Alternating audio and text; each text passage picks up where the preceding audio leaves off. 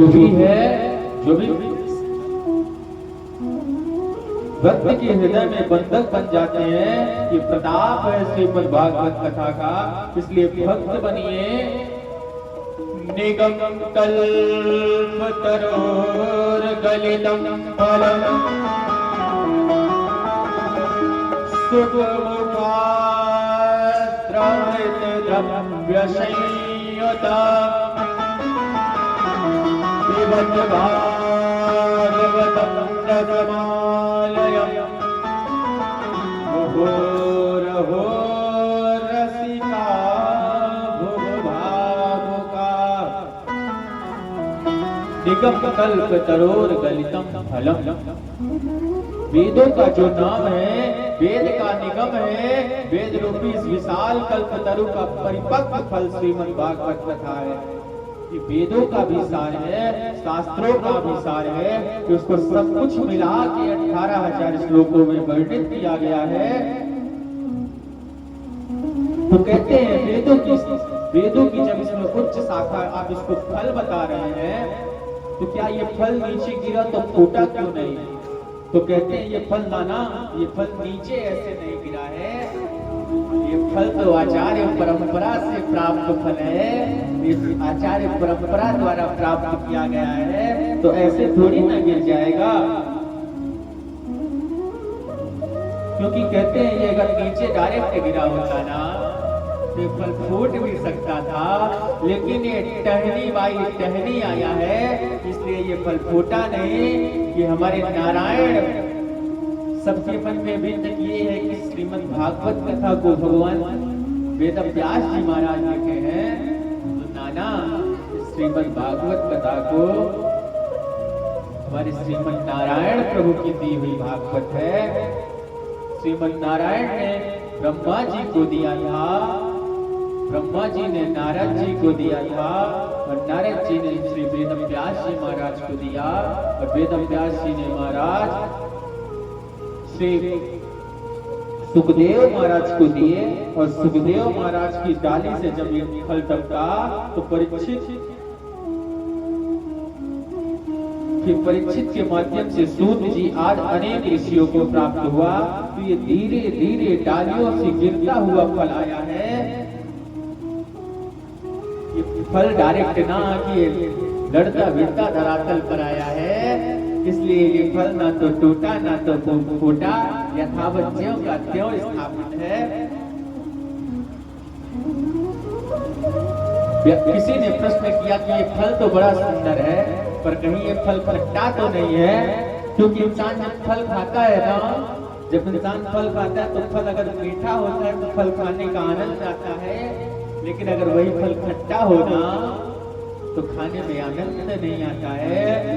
तो कहते हैं फल की परख तब होती है जिसमें तोता चोंच मार देना, उस फल को हमें आंख मूंद के विश्वास कर लेना चाहिए कि फल मीठा ही होगा। इस भागवत रूपी फल में सुख मुखाद अमृत द्रव्य संयुतम, इसमें सुखदेव जैसे परमहंस ने, सुखदेव बाबा जैसे परमहंस ने इसमें मुख लगाया है। सुखदेव बाबा ऐसे वैसे महात्मा नहीं है। सुखदेव बाबा जन्म लेते हैं परिव्रजाचार्य बन गए, परिव्रजाक होकर चले गए। तो इस भागवत रूपी फल को मुंह लगाने वाला तोता कोई और नहीं, श्री सुखदेव महाराज हैं। और सुखदेव बाबा कैसे हैं? तो कहते हैं सुखदेव बाबा परम बुद्धिमान हैं, परम रसिक है, और इस फल में ऐसे विशेषज्ञ तोता की चोंच लगी है जिसमें खट्टे होने का तो प्रश्न ही नहीं है। पुनः जिज्ञासु ने व्यास जी महाराज से पूछा, बाबा फल बहुत मीठा होता है, अच्छी बात है, पर इस फल में रस कौन सा है? आम है तो आम का जो पेड़ होता है भैया, तो उससे आम का रस बनाया जाता है। तो जिज्ञासु ने जिज्ञासु ने व्यास जी महाराज से पूछा कि महाराज इस भागवत को आप फल बता रहे हैं, जब आप इस भागवत को फल बता रहे हैं तो इस फल से कौन सा रस बनेगा? आम के पेड़ से तो आम के फल से तो आम का रस बनता है, गन्ने से गन्ने का रस बनता है, तो इस भागवत से कौन सा रस बनेगा? तो कहते हैं इस भागवत से तो अमृत का रस बनेगा और इसमें परमानंद की प्राप्ति होगी। वह परमात्मा स्वरूप वही परमात्मा रूपी इस भागवत रूपी फल से भरा हुआ है। इस भागवत में आम के फल में गुठली होती है, इस फल में ना गुठली है, ना तो खट्टा होने का, ना तो सड़ा होने का डर है। ये तो फल है पिबत भागवतम रसमालियम मुहुर्मुहु रसिका भूभावुका। ये भागवत की कथा जितनी बार मिले हम सभी को उतनी बार श्रवण करना चाहिए। ये कथा अगर हमने आपको सुनाई है, हमारे जाने के बाद भी अगर आपके गांव में कथा होती है तो हमको अपने मन में ये विचार नहीं करना है कि हमने कथा तो हमारे घर पे हो चुकी है, हमने तो कथा सुना था ना। अब सभी वहां भी जाएंगे, कथा सुनेंगे, क्योंकि भागवत में हम जितनी बार सुनेंगे ना, पिबत भागवतम रसमालयम, इसको जितनी बार पिएंगे उतनी बार आनंद आएगा।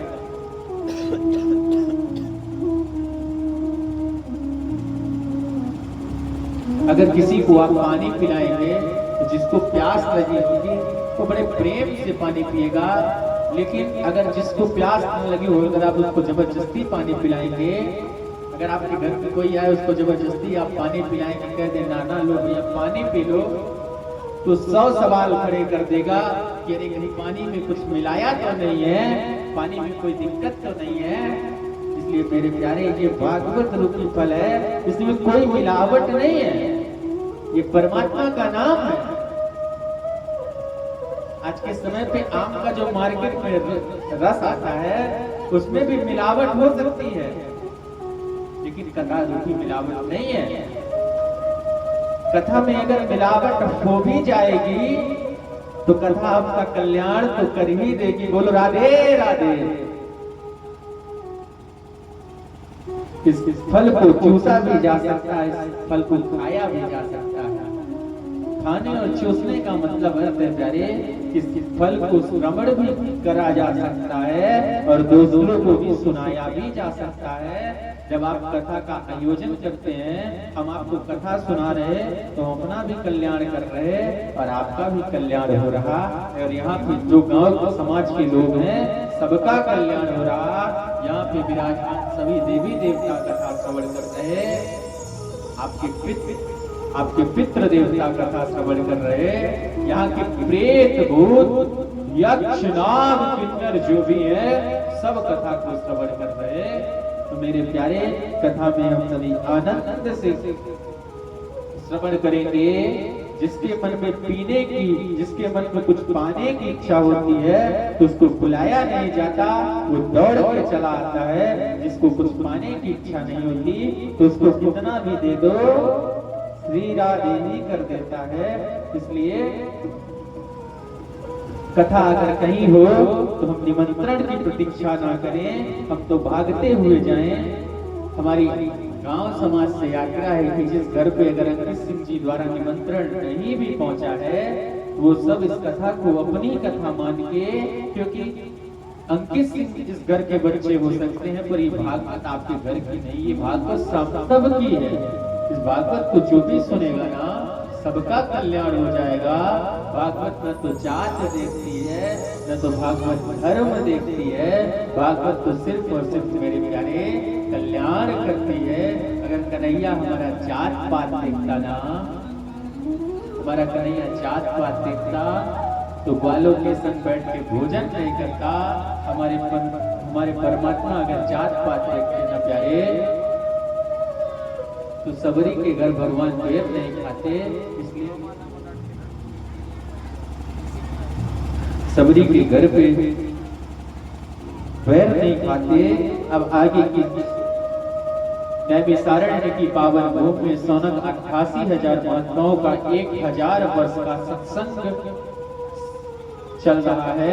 यहाँ तो 7 दिन का आपके घर में सत्संग चल रहा, लेकिन नैमिषारण्य की पावन धरा पे 88,000 महात्माओं ने 1000 वर्ष का संकल्प लिया है सत्संग करने का।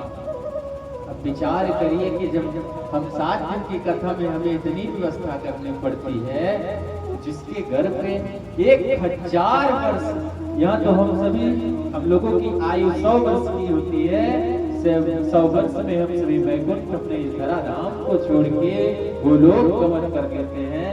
लेकिन आज सोनगाद 88,000 ऋषि 1000 वर्ष तक साधना कर रहे हैं। जिस भूमि में जाकर ये चंचल मन का जो चक्र है, जिस मन को शांति मिल जाए, वही भूमि नैमिषारण्य है। और सारी कथाएं जितनी भी है नैमिषारण्य की भूमि में ही गाई गई है। चाहे वो सत्यनारायण की कथा हो, एकला नैमिषारण्य किसी सोनकादया। आज अंकित सिंह का जो बिहार की पावन धरा है, तो मानो आज अंकित सिंह का घर भी नैमिषारण्य की पावन भूमि बना है।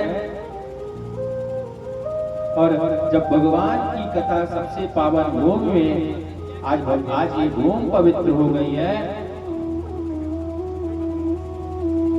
कहते हैं मन का निग्रह करना इतना सरल नहीं है। मन को रोक लेना, इस मन को मैया अपने बस में कर लेना इतना सरल नहीं है। पर भगवान के चरित्र इतने मधुर हैं कि हठात जीव को भी मन को बड़ी और मन का निग्रह करना मन को सरलता से खींच लेता है।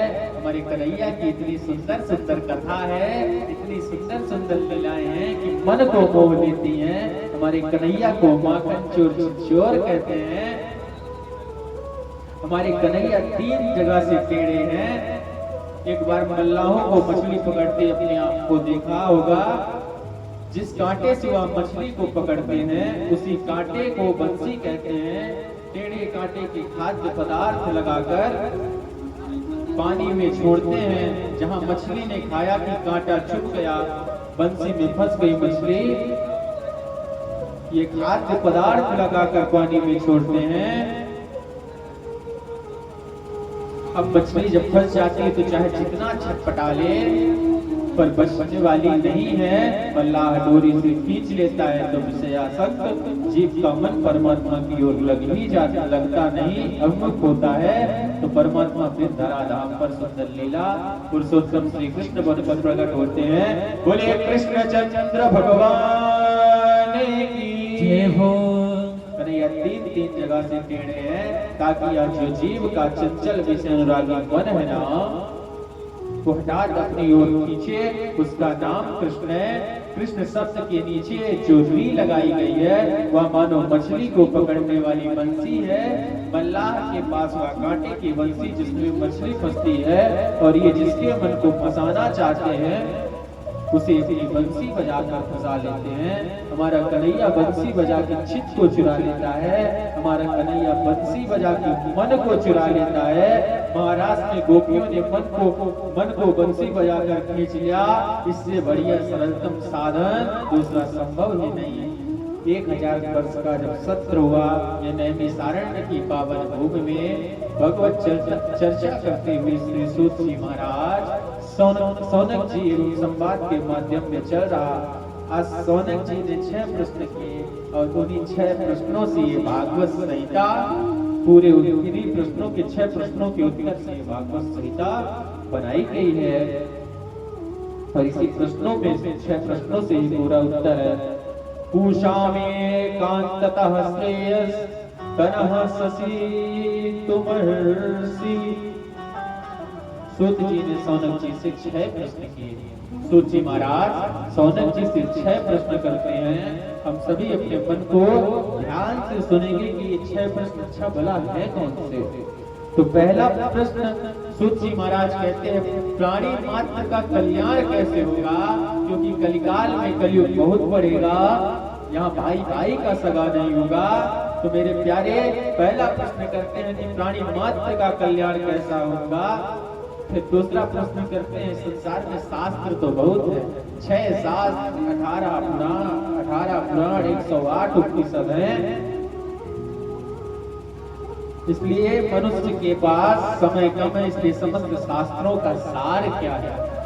आज के समय पे ग्रंथ तो बहुत सारे हैं, लेकिन ग्रंथ को पढ़ने के लिए किसी के पास समय नहीं है। तो दुर्भाग्य है।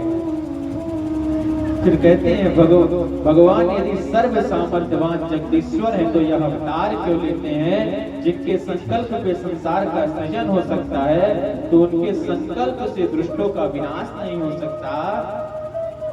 यदि उनकी इच्छा मात्र से शत्रुओं का संहार हो सकता है तो उन्हें फिर स्वयं आने की आवश्यकता पड़ गई। उस परमात्मा का जन्म क्यों हुआ? चौथे प्रश्न में कहते हैं यदि भगवान ने अवतार लिया तो भगवान कितने अवतार हुए, कहां कहां किस किस रूप में प्रभु अवतार हुए? और पांचवा प्रश्न करते हैं जीवन का परम लक्ष्य क्या है? और अंत में प्रश्न करते हैं कि भगवान धर्म की स्थापना करने के लिए जब भगवान लीला संपन्न करके चले जाते हैं तो फिर धर्म किसकी शरण में जाता है?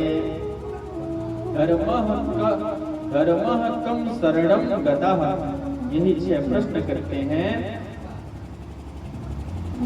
कियं श्रेया शास्त्र सारः कः स्वावतार प्रयोजनम् किं कर्म केवतारस्य धर्मः कं शरणं गता। 6 प्रश्नों का उत्तर सुनकर सूतजी महाराज प्रसन्न हो जाते हैं। छठे प्रश्न में कहते हैं कि जब भगवान धर्म की स्थापना करके चले जाते हैं, लीला संपन्न करके चले जाते हैं तो धर्म किसकी शरण में जाता है? सूतजी महाराज प्रसन्न हो गए और बोले महात्माओं पहले हम अपने गुरुदेव भगवान का ध्यान करते हैं, क्योंकि मेरे प्यारे जिसके जीवन में गुरु है ना, गुरु आपके भाग्य को बदल देता है, गुरु आपके जीवन को बदल देते हैं, गुरु आपकी तकदीर को बदल देते हैं। गुरु की कृपा के बिना इस संसार में कुछ भी संभव नहीं है। ना हम आपको कुछ सुना पाएंगे जब तक हमारे ऊपर गुरुदेव भगवान की कृपा नहीं होगी, और आप हमको सुन पाएंगे जब तक आपके ऊपर गुरुदेव भगवान की, आपके गुरुदेव भगवान की कृपा नहीं होगी। और आज का दुर्भाग्य ऐसा है ना प्यारे कि हम सब कुछ करते हैं लेकिन जब हम गुरु बनाते हैं तो गलती कर देते हैं। कहने का तात्पर्य पानी पियो छान के और गुरु बनाओ जान के। पानी अगर छान के नहीं पिएंगे तो उसमें जो बीमारी है ना, पानी का जो गंदगी है वो हमारे पेट को खराब कर देगी। उसी प्रकार और हम अपनी कन्या का जब विवाह करते हैं, जब अपनी कन्या का विवाह करते हैं तो योग्य वर ढूंढते हैं, योग्य घर ढूंढते हैं। उसी प्रकार जब अपने गुरु का चयन करें ना तो ऐसा गुरु हो जो हमारी हाथ पकड़ ले,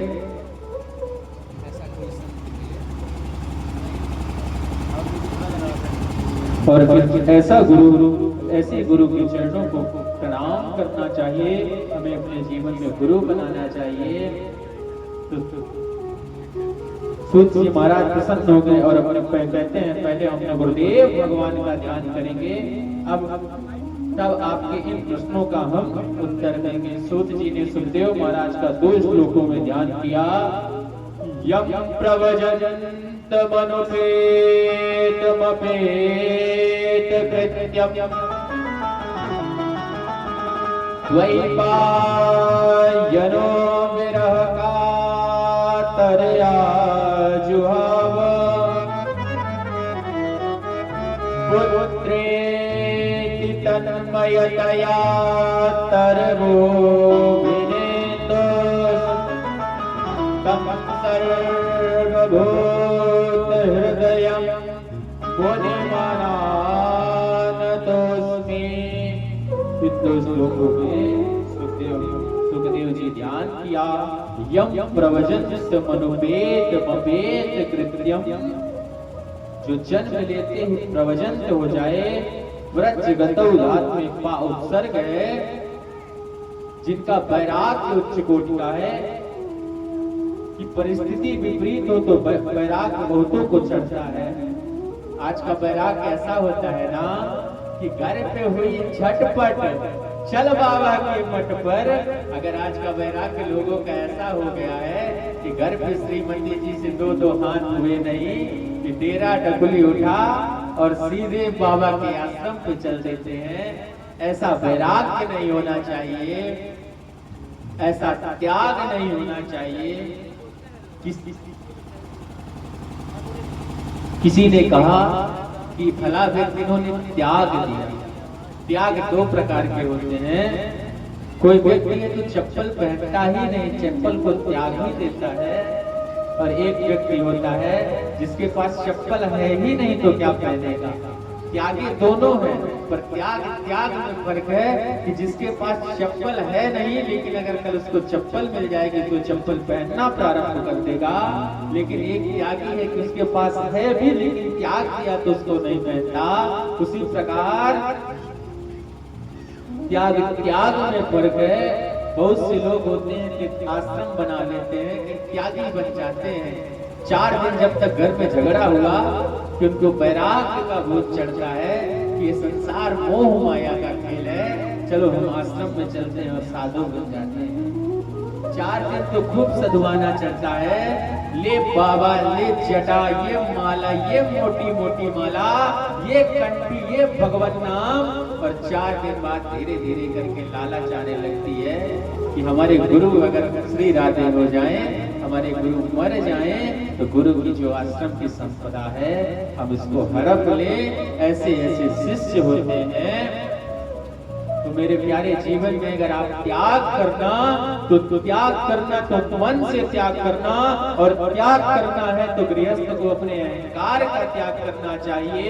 अपने अंदर जो मत्स्य भरा है उस मत्स्य का त्याग करना चाहिए, न कि अपने घर परिवार का त्याग करना चाहिए। अगर आपने त्याग नहीं दिया तो अपने मन के अंदर जो मैल भरा है ना, उसको अगर आप त्याग देंगे, तो अगर आप घर नहीं भी त्यागेंगे ना, तो हमारा कन्हैया आपके ऊपर कृपा कर देगा। आज विडंबना ये है कि लोग त्यागना, जिस चीज को त्यागना उस चीज को नहीं त्यागते। अगर आपको अच्छी जीवन साथी मिल गई है, वो आपको समझाने लगे ना, तो बहुत से लोग होते हैं जो नास्तिक प्रवृत्ति के लोग होते हैं, वो सोचते हैं कि पत्नी हमको जो समझा रही है ना, ये कहीं कलह तो नहीं मचवा रही, तो धीरे धीरे करके पत्नी का ही परित्याग कर देते हैं। मेरे प्यारे, त्याग पत्नी का नहीं होता है, त्याग अपने अंदर जो बुराई है ना, उसको अगर आप त्याग दोगे तो तलाक नहीं होगा, प्रेम होगा। और तलाक जिसके घर पे होता है ना, उसके घर का विनाश हो जाता है। विनाश 2 कारणों से होता है।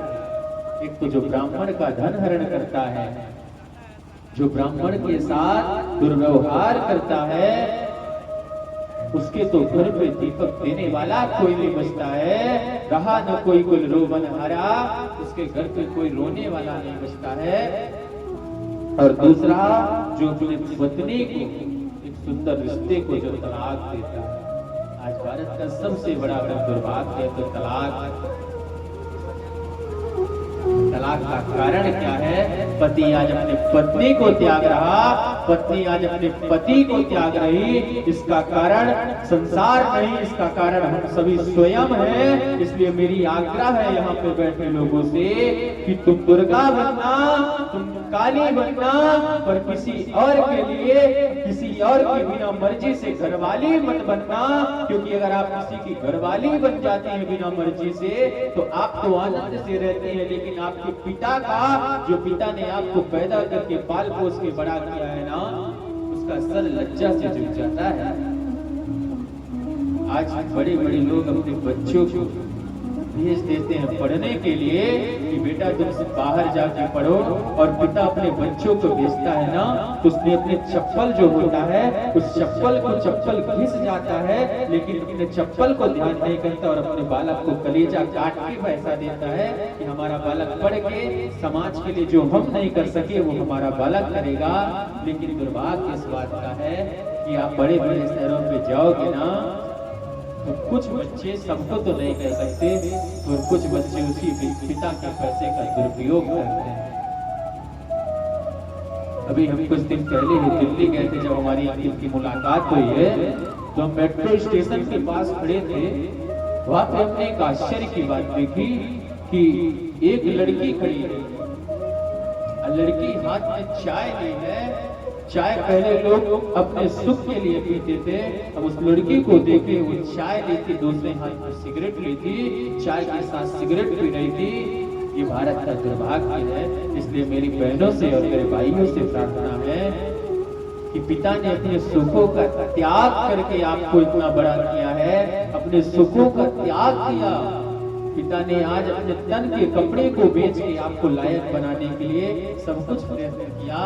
तो मेरे भाइयों एवं बहनों, हमारी आपसे आग्रह है कि आप अपने जीवन में कभी ऐसे कार्य मत करना जिससे आपके माता पिता का सर नीचे हो लज्जा से। हमेशा ऐसे कार्य करना कि आपके पिता, लोग तो ये कहते हैं कि ये फलाना का बेटा है, लेकिन ऐसे कार्य करना कि जीवन में लोग ये कहें कि इस व्यक्ति के पिता है, इसलिए सम्मान होना चाहिए। जीवन में ऐसे बनना मेरे प्यारे कि आपको देख के लोग आपसे सीखें। ऐसे मत बनना कि लोग आपको देख के आपको ही त्याग दें। तो सुखदेव बाबा महान त्यागी है, उच्च कोट के वैरागी हैं। और जब पैदा हुए तो पिताजी पुत्र पुत्र कह के बाद सर उड़ा, फिर भी वह वन की ओर चले गए। सुखदेव बाबा जैसे ही जन्म लेते हैं और वन की ओर चले जाते हैं, और सुखदेव बाबा अपने संस्कार भी नहीं हुआ था। परमात्मा जी ने दर्शन देने, आशीर्वाद देने माँ के गर्भ में ही जब पहुंच गए थे कि बेटा तुझे तेरी माया प्रभावित नहीं करेगी, तू निश्चित होकर आ। तभी माँ के गर्भ से सुखदेव महाराज बाहर निकले, अन्यथा माया लपेट लेती और इसलिए नहीं निकल रहे थे। व्यक्ति जीव जब माँ के गर्भ में रहता है तो जब व्यक्ति बालक माँ के गर्भ में रहता है ना, तो उसको सब कुछ ज्ञान रहता है। हम कौन हैं, क्या हैं, क्या कारण है। हम जहाँ माँ के गर्भ से बाहर आए कि माया रूपी धन हमें लपेट लेती है, क्योंकि जब माँ के गर्भ में रहते हैं तो हमें पछतावा होता है कि हे प्रभु, इस माँ के पेट में जब बालक रहता है तो उसे बहुत कष्ट होता है। तो परमात्मा से आग्रह करता है, हाथ जोड़ता है कि हे नारायण, हे भगवान, आप हमारे ऊपर कृपा।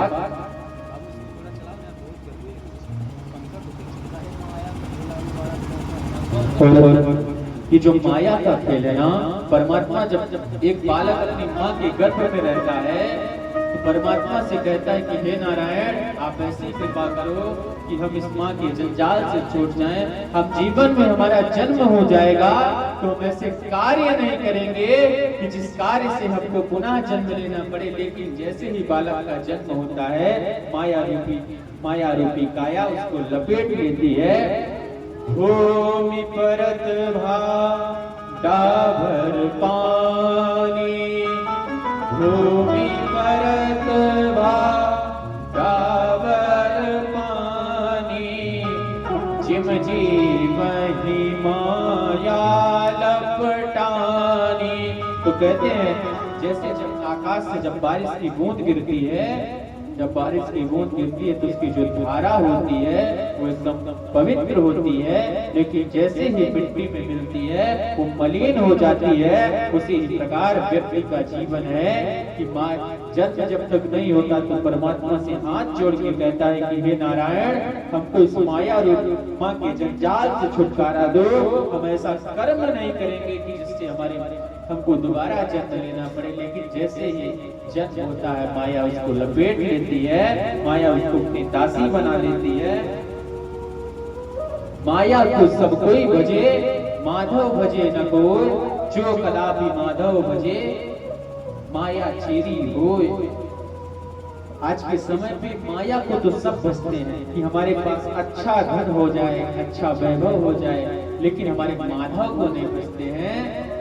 माधव को तो तब भजते हैं जब हमारे ऊपर विपदा आ जाती है कि हे प्रभु, मेरा संतान, मेरा पति अस्पताल में एडमिट है, तुम उसके प्राणों की रक्षा करना, तुम उसकी सेवा करना, उसके ऊपर अपना आशीर्वाद बनाना। या प्रभु हम ये गाड़ी खरीद रहे हैं तो आप कृपा करना। तब आप परमात्मा को ध्यान करते हो। जब आपके पास दुख आता है तो आप परमात्मा का ध्यान करते हैं, लेकिन जब तक आपके पास सुख रहता है ना तो आप परमात्मा को भूल जाते हैं और माया में लपेट जाते हैं और माधव को भूल जाते हैं। माधव को भूल जाते हैं। हो काहे माया में भोलाए बड़ा तोता हो त छोड़ के जाई के पड़े काहे माया में भोलाए बड़ा तोता हो त छोड़ के जाई के पड़े सगरी औरत खातिर नीमन बाकुल होता हो सगरी औरत खातिर नीमन बाकुल होता हो त छोड़ के जाए के पड़े काहे माया में भोलाए बड़ा तोता हो त छोड़ के जाए के पड़े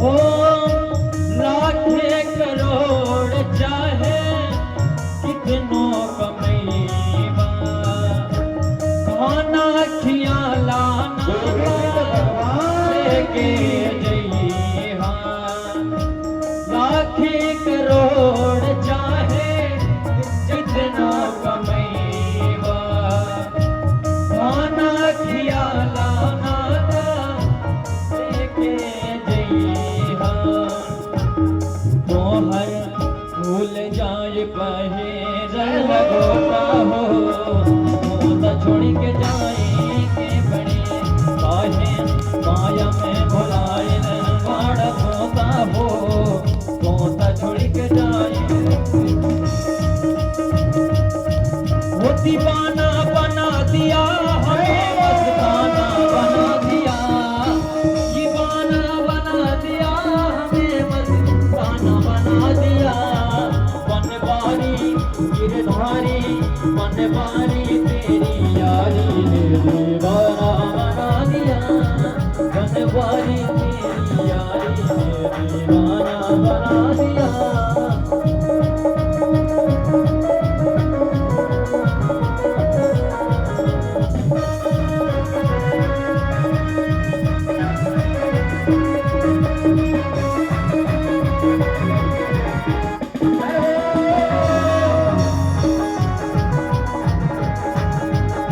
घर में रह कर बेघर सी हो गई अपने घर में ही रह कर बेघर सी हो गई तुम्हें समा के अपना परवाना दीवाना बना दिया दीवाना बना दिया हमें मस्ताना बना दिया हो दीवाना बना दिया हमें मस्ताना बना दिया बनवारी गिरधारी बनवारी तेरी यारी दीवाना बना दिया बनवारी तेरी यारी दीवाना बना दिया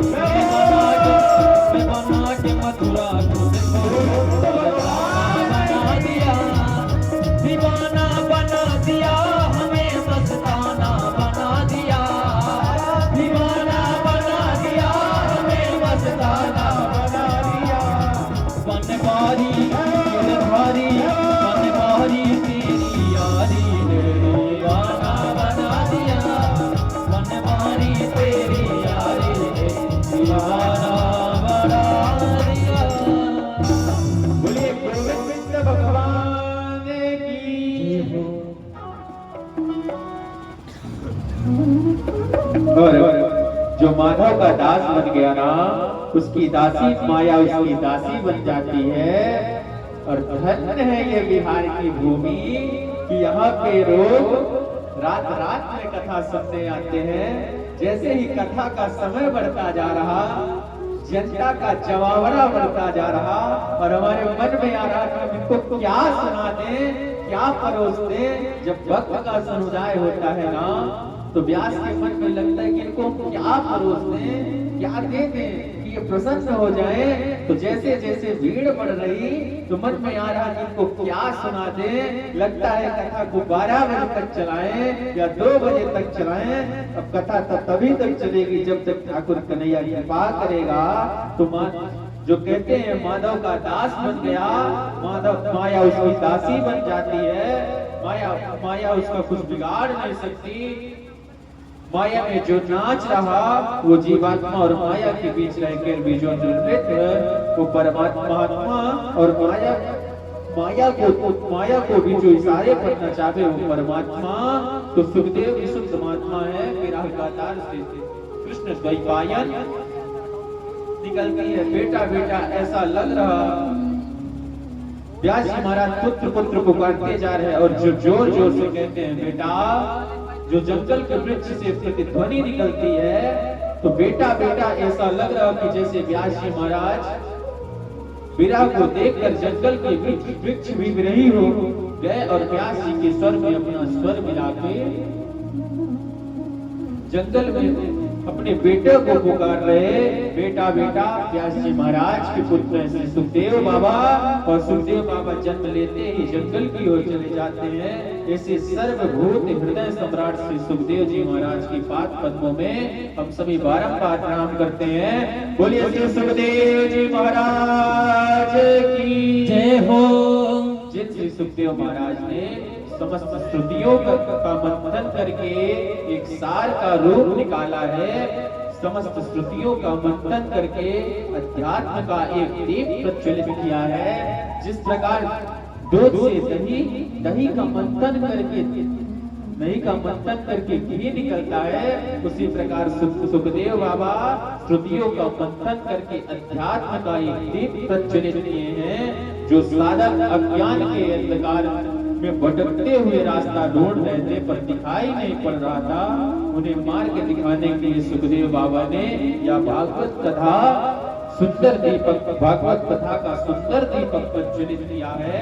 इस कथा को श्रवण करने से अंधकार में भटके हुए जीवों को करुणा करके संसारियों से अनुग्रह करने के लिए जिन्होंने दीपक जलाया है, ऐसे व्यास पुत्र श्री सुखदेव बाबा के पाद पद्मों में हम बारंबार प्रणाम करते हैं। भगवान नर नारायण तथा भगवती सरस्वती एवं व्यास जी का स्मरण करके श्री व्यास जी के शास्त्रों का वर्णन करना चाहिए। नारायणं नमस्कृत्य नरं चैव नरोत्तमं देवीं सरस्वतीं व्यासं ततो जयमुदीरयेत्। हे ऋषियों, तुमने जो प्रश्न किए हैं वह अपने लिए नहीं लोक मंगल के लिए किए हैं। ऋषियों, तुमने बड़े सुंदर प्रश्न किए। अब ध्यान से सुनो, जीव मात्र का परम धर्म क्या है। ऋषियों ने जब पहला प्रश्न किया था कि जीव मात्र का परम धर्म क्या है, प्राणी मात्र का धर्म कैसा होना चाहिए, तो कहते हैं भगवान के चरणों में जो प्रेम करने लग जाए, परंतु वह भगवान का प्रेम कैसा होना चाहिए, तो भगवान से प्रेम तो करते हैं, पर प्रेम हम कैसा करते हैं।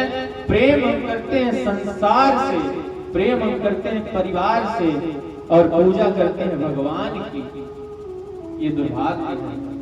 देने वाला जगत पिता परमात्मा से हम सिर्फ व्यवहार करते हैं, प्रेम संसार से करते हैं। यही विनाश का कारण है।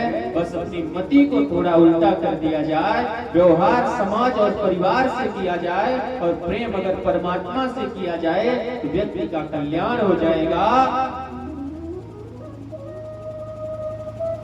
और भक्ति कैसी होनी चाहिए? तो कहते हैं भक्ति जो है ना वो निष्काम भाव होनी चाहिए, उसमें कोई निष्काम नहीं होनी चाहिए, उसमें कोई कल्पना नहीं होनी चाहिए। आज लोग भक्ति तो करते हैं, मन में विचार करते हैं, कहीं कहीं हमारा अंकित भी कर देता है कि हे प्रभु मेरा ये काम हो गया ना तो हम आपको 1 किलो लड्डू चढ़ाएंगे। तो हमें ऐसी भक्ति नहीं करनी है, हमें ऐसी भक्ति करनी है कि जिसमें स्वार्थ ना हो, जिसमें पुरुषार्थ ना हो, बल्कि जिसमें परमार्थ ना हो, जिसमें सिर्फ अर्पण हो, जिसमें समर्पण हो, ऐसी हमें भक्ति करनी है और हमें परमात्मा का ध्यान करना है। भक्ति में कोई कामना नहीं होती। भगवान से जब प्रेम होता है ना, जिससे प्रेम होता है तो प्रेम में कामना नहीं किया जाता। जब प्रेम में कोई कामना नहीं होती, प्रेम में तो सिर्फ प्रेम होता है। प्रेम ऐसा होना चाहिए कि प्रेम के बीच में जो माया रूपी चादर आई है, इस माया रूपी चादर को हटा के परमात्मा से प्रेम करना चाहिए।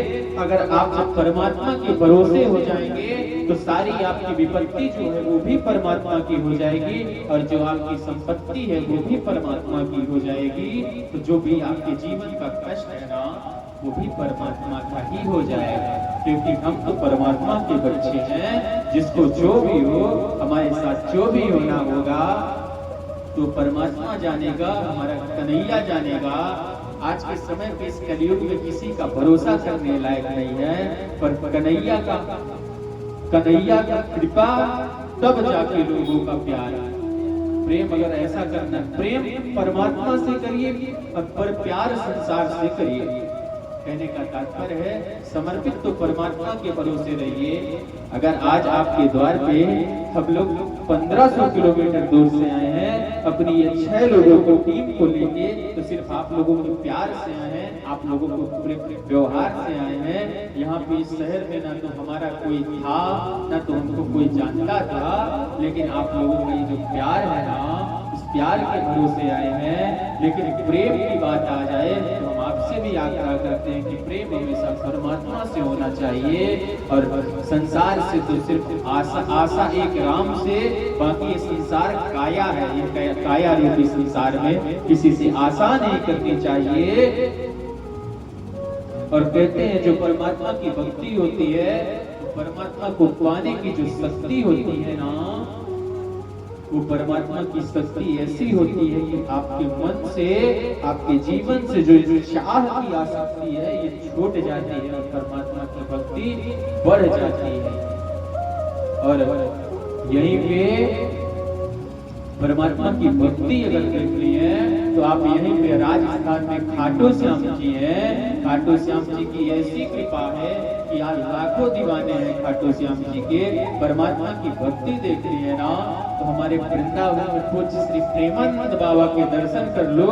हमारे प्रेमानंद बाबा की दोनों किडनी खराब है, लेकिन आज ऐसी वृंदावन में राधा नाम की भक्ति लाए हैं कि लहर लगती है, भक्ति की पहचान देखती है। तो ये जो फोटो लगी है हमारे पूज्य गुरुदेव भगवान के, उनके जस्ट सामने छोटी सी फोटो लगी हमारे दादा गुरु की, ब्रह्म ऋषि ब्रह्म तत्ववेत्ता योगी सम्राट पूज्य देवराहा बाबा सरकार हमारे दादा गुरु हैं, जिनकी करुणामयी कृपा से हम कुछ बोल पाते हैं। ऐसे पूज्य गुरुदेव भगवान हमारे दादा गुरु जी 900 वर्ष तक जीवित। हमारे देवराहा बाबा सरकार जो एक फोटो लगी है ना, आगे आप दर्शन कर पा रहे हो, फोटो लगी है आशीर्वाद देते हुए, ये 900 वर्ष तक जीवित है और 900 वर्ष तक में कभी अन्न का टुकड़ा ग्रहण नहीं किया। ऐसे अष्टांग योगी महापुरुष थे। तो कहते हैं जिसका गुरु बलवान होता है उसका चेला पहलवान होता है। तो बड़े सौभाग्य की बात है, 12 पूत पिता के धर्मा, खेती उपजय अपने कर्मा। बड़े भाग्य की बात है, सौभाग्य की बात है कि हमको ऐसे पूज्य गुरुदेव भगवान मिले हैं, जिनकी कृपा से हम सभी कुछ न कुछ कर पाते हैं। अब उसके बाद कहते हैं जब उस परमात्मा रूपी पति को पहचान के जीवात्मा को उससे साथ ठीक संबंध हो जाए तो ये संसार अपने आप ही छूट जाएगा। इसलिए हम जितने भी धर्मानुष्ठान करते हैं उन सबका एक ही फल है, भगवत प्रेम। और भगवत प्रेम आए जब बड़े बड़े अनुष्ठान कर रहे, पुरस्कार कर रहे, पर भगवान से प्रेम नहीं हो रहा। अगर आपने इतनी बड़ी कथा कर डाली, लाखों रुपया खर्च कर दिया ना, लेकिन अगर इसमें आपको परमात्मा के प्रति प्रेम नहीं आया, आपके अंदर अहंकार ही रह गया कि हमारा लाखों रुपए खर्च हो गया, तो ये आपका यज्ञ कोई सफल होने वाला यज्ञ नहीं है। लेकिन अगर आपके मन में भगवान के प्रति प्रेम रहा, यहाँ पे आए हुए लोगों के प्रति समर्पण रहा, तो आपका यज्ञ सफल है। यज्ञ जब होता है ना, तो उसमें विघ्न बाधा आती रहती है। इसलिए हमको सबको देख के चलना है। भूत प्रेत, शंकर जी के पार्षद को तो सभी जानते हैं ना, कि शंकर जी की जब बारात गई थी तो शंकर जी के गले में मुंड वाला सांप भी गया था, बिच्छू भी गए थे। इसलिए जो शंकर के पार्षद हैं, इसलिए शंकर के पार्षद हमेशा शांत रहते हैं, लेकिन जब क्रोध में आते हैं तो प्रलयंकर कर देते हैं। हम सभी शंकर की संतान हैं, इसलिए हम सभी को क्रोध नहीं करना है, प्रेम अनुसार कथा श्रवण करनी है। ये मोक्षदायी कथा है। इस कथा में ना तो कोई वर्ग है, अब ये कथा ना तो किसी जात की है, ना तो ये कथा किसी पात की है। ये आज हमारे भारत का जो जात पात की विडंबना है ना, तो ये कथा जात की नहीं है। ये कथा जितनी कल्याणकारी ब्राह्मण के लिए है, उतनी कल्याणकारी क्षत्रिय के लिए भी है, उतनी ही कल्याणकारी वैश्य के लिए भी है, और उतनी ही कल्याणकारी शूद्र के लिए है। क्योंकि ब्राह्मण, क्षत्रिय, वैश्य और शूद्र का परमात्मा के ही शरीर से जन्म हुआ है। कहते हैं ब्राह्मणोश्य मुखमासीत बाहु, ब्राह्मण का जो जन्म है ना, वो भगवान के मुखमंडल से हुआ है। ब्राह्मणोश्य मुखमासीत बाहु, और जो ये क्षत्रिय परिवार है ना, इस क्षत्रिय का जन्म भगवान की भुजाओं से हुआ है। ब्राह्मणोश्य मुखमासीत बाहु राजन्यः कृतः ऊरू तदै वैश्यः, भगवान के नाभि से वैश्य का जन्म हुआ है, जिसको हम बनिया बोलते हैं। पदाकुम सूत्रो अजायता, भगवान के श्री चरणों से सूत्र की उत्पत्ति हुई है। तो विचार करिए कि ये जो शरीर है, अगर इस शरीर में अगर हम गले को काट दे तो क्या शरीर की सुंदरता रहेगी? क्या हम जीवित रहेंगे? नहीं रह पाएंगे।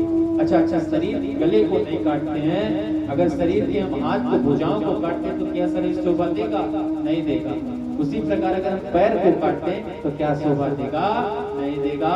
तो मेरे प्यारे कहने का तात्पर्य है कि सब कोई परमात्मा की संतान है, और धर्म है तो केवल सनातन धर्म है। हम सभी का जो धर्म है ना, वो सनातन धर्म है।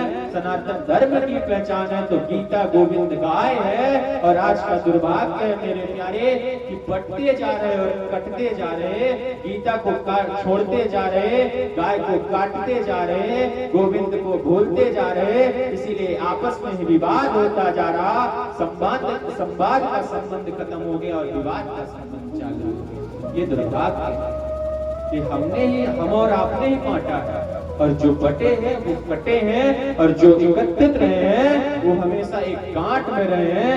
रहीमन धागा प्रेम का मत तोड़ो चटकाई, टूटे से फिर ना जुड़े गांठ पर जाए। इसलिए जो प्रेम रूपी धागा है ना, इसको किसी से तोड़ना नहीं चाहिए, किसी से बैर नहीं लेना चाहिए। क्योंकि अहम की अकड़ ज्यादा देर चल नहीं सकती, और मौत की घड़ी कभी टल नहीं सकती। लूट के दौलत कितना भी इकट्ठा कर लो ना मेरे प्यारे, पर पाप की कमाई कभी फल नहीं सकती। इसलिए हमें अहम और अकड़ नहीं रखनी चाहिए, हम सभी को प्रेम से रहना चाहिए। उसके बाद कहते हैं ऐसे दिव्य अवसर को पाना हमारा धर्म उद्देश्य होना चाहिए। भगवान ने अर्थ दिया तो धर्म करो, धर्म अर्थ के लिए ना करो। अर्थ का उद्देश्य धर्म होना चाहिए, धर्म का उद्देश्य अर्थ नहीं। धन से धर्म भी करना चाहिए, और जितनी आवश्यकता हो उतना विषयों का सेवन भी करना चाहिए। शरीर पर बिल्कुल ध्यान नहीं दोगे ना, तो ये शरीर किसी मतलब का रह जाएगा, रोगों का घर बन जाएगा। इसलिए शरीर का भी ध्यान रखो। और मेरी मैया, आप पाया भी करो तब कथा सुना करो, और जितना हमें भोजन की जरूरत है ना, उतना हमें भोजन करना चाहिए। सर्दी गर्मी को आवश्यकता अनुसार इसे बचना चाहिए। विषय की भी आवश्यकता है, पर विषय इतने हो जिससे शरीर यात्रा सुगमता से चले, इंद्रियों की दासता ना करे। हम विषयों का दास इंद्रियों को ना बना ले, इंद्रिय हमारे अनुसार चले, हम इंद्रियों के अनुसार ना चले। हमें अपने नजरों को ऐसा रखना चाहिए कि ये नजर हम जिसको चाहें उसको देखे, ना कि नजर जिसको देखे उसको हम देखे। ये इंद्रिय हमारे शरीर का अंग है, तो इस नजर को हमें अपने बस में करके रखना चाहिए, क्योंकि जिसकी इंद्रियां बस में रहती है ना, उसके जीवन में कभी कलंक नहीं लगता है। जिसका मन आपका दास हो, आप मन के दास ना होने पाए। ये नजर आपकी दासी हो, आप नजर के दासी ना होने पाए। हमें इस सब का विचार करना चाहिए। मेरे प्यारे, जीवन में सब कुछ करो पर धर्म अनुसार करो। बहुत धर्म कर लेना सार्थकता नहीं है, क्योंकि बहुत कर्म करने के बाद भी जब तक तो ज्ञान नहीं होता, तब तक जन्म मरण का खेल चलता रहता है। और कहते हैं ये जो जन्म मरण का खेल है ना, पुनरपि जन्मम पुनरपि मरणम पुनरपि ते जठरी शयनम भज गोविंदम भज गोविंदम भज गोविंदम मूढ़मते। ये यहाँ पे जन्म होगा, फिर मरेंगे, फिर जन्म होगा, फिर मरेंगे, क्योंकि जो जीवन है ना, ये ट्रेन की यात्रा है। जैसे हम यात्रा करते हैं तो एक स्टेशन पे हमको एक सवारी मिलती है, दूसरे स्टेशन पे वो उतर जाती है और दूसरा आ जाता है। ठीक उसी प्रकार हमारा जीवन है कि अगर हमारे घर पे हमारे पप्पा मरेंगे तो उनकी नाती होगी, हमारा बाप मरेगा तो हमारे संतान होगी, हम मरेंगे तो हमारा पोता होगा। तो कहने का तात्पर्य प्यारे, एक मरता जाएगा, एक होता जाएगा, एक मरता जाएगा, एक होता जाएगा। ये माया रूपी कभी संसार खत्म होने वाला नहीं है। इसलिए हम सभी को परमात्मा के चरणों में लगना चाहिए। तत्व एक ही है, वही परम तत्व है। परम तत्व है भगवान श्री कृष्ण। भगवान श्री कृष्ण ही परम तत्व है, परमात्मा ही परम तत्व है। और अवतार तो बहुत हुए, अंशावतार, अवशेषावतार, कलावतार, पूर्णावतार आदि अवतार हुए, लेकिन भगवान के प्रमुख 24 अवतार बताए गए हैं। भगवान श्री कृष्ण और भगवान श्री राम भद्र परिपूर्ण अवतार है। चाकार शब्देन रापोव विज्ञेय एते चास। तो चाकार शब्द इसमें जुड़ा, तो चाकार के द्वारा श्री सूत जी महाराज श्री रामभद्र को पूर्णावतार स्वीकार कर रहे हैं, और श्री राम और श्री कृष्ण को भी पूर्णावतार है। बाकी कोई अवशेषावतार तो कोई अंशावतार तो कोई कलावतार।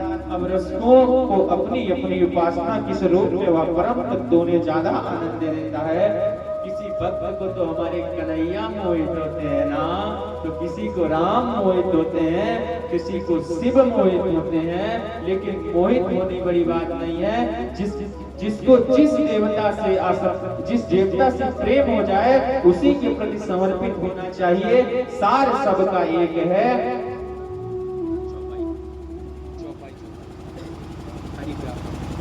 हरि व्यापक सर्वत्र समाना।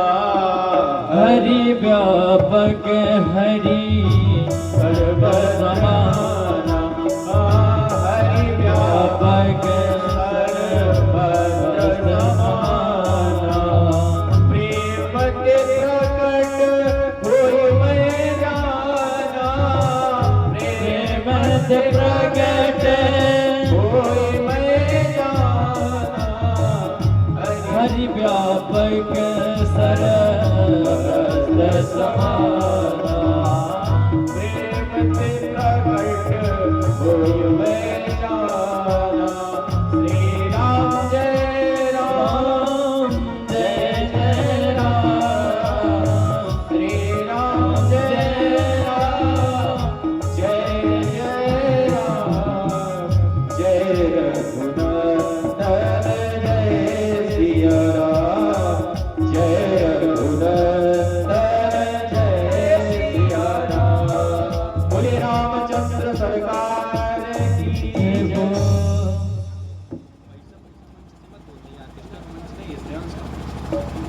नाम मत बोलना किसी को, क्योंकि सहयोग रस पूरे नहीं जाते। बोले गोविंद भगवान की जय। अब पहला कहने का तात्पर्य कि जो परमात्मा है, उसका परमात्मा है ना, उसका हर जगह पे व्याप्त है। प्रहलाद जी की निष्ठा खंबे में हुई, आगे की कथा में हम सभी श्रवण करेंगे। तो प्रहलाद जी तुम्हारा प्रेम अगर पुष्ट हो ना तो परमात्मा वहीं प्रकट हो जाते हैं। प्रहलाद जी को नरसिंह भगवान ने खंभे में दर्शन दिया था, नामदेव महाराज कुत्ते में भगवान को प्रकट कर लिए थे। नामदेव महाराज एक बार रोटी सेक रहे थे, कुत्ता आया रोटी लेके भाग गया, तो नामदेव महाराज दौड़े दौड़े घी की कटोरी लेके जाते, कहते हैं जब घर में घी है तो आप सूखी रोटी क्यों खाते हैं, और सूखी रोटी ना खा के आप घी लगा दें तो चुपर दे तो आप खा लीजिए। तो कुत्ते में भगवान का दर्शन हो गया। तो मेरे प्यारे आप सभी अगर मानव में हरि व्यापक सर्वत्र समाना प्रेम इति प्रकट होई में जाना, परमात्मा हर जगह विद्यमान है। अगर हम इस खंबे में भी परमात्मा के दर्शन करेंगे तो हमको इस खंबे में भी परमात्मा का दर्शन होगा। और आगे चल के व्यास और नारद जी का संवाद होता है। एक बार की बात है, नारद जी भ्रमण करते करते व्यास जी महाराज के पास गए। व्यास जी महाराज से पूछा, व्यास जी आपका भजन तो ठीक चल रहा ना, आपको कोई दिक्कत तो नहीं है? तो व्यास जी महाराज कहते हैं कि नहीं सब ठीक है, पर हमारा मन नहीं लग रहा। तो नारद जी महाराज कहते हैं क्यों, आपकी पूजा में कोई दिक्कत आ गई है क्या?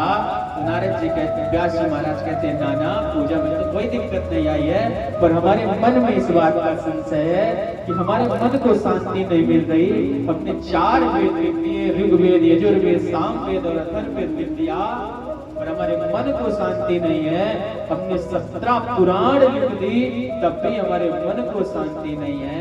तो नारद जी महाराज कहते हैं अच्छा ठीक है, हम आपको उपाय बताते हैं।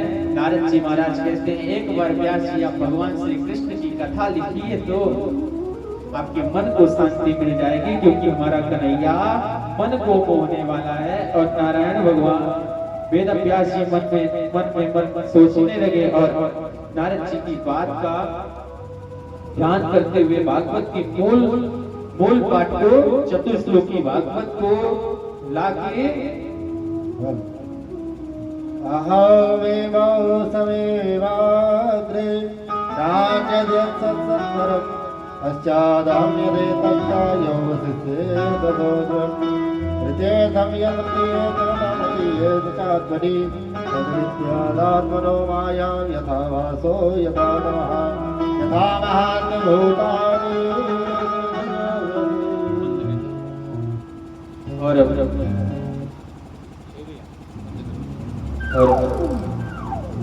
नारद जी महाराज पहले तो व्यास जी को पूर्व जन्म